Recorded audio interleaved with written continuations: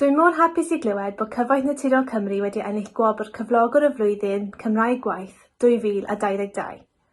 Mae'n anrhydedd mawr I ni, fel sefydliad, sy'n angerddol iawn dros gefnogi ein staff ledled Cymru I ddysgu a gwellai sgiliau Cymraeg. Rydym yn gorff sy'n cynnig gwasanaethau dwyieithog ar gyfer y cyhoedd a'n cymunedau, felly mae'n bwysig I ni gefnogi ein staff mwyn cyflawni hyn. Wnaethon ni lansio ein cynllun hyfforddiant iaith Gymraeg yn 2014, ac ar hyn o bryd mae gennym tua 150 o staff wedi cofrestru ar gyfer gwersi Cymraeg, o gyrsau blasu ar-lein hyd at wersi dwys yn Nant Gwrtheyrn. Rydym yn cefnogi ein staff I fynychu cyrsau yn ystod oriau gwaith, cynnig sesiynau adolygu dros wyliau'r haf, ac yn cynnig cyfnodau absyneldeb mwyn adolygu ar gyfer arholiadau.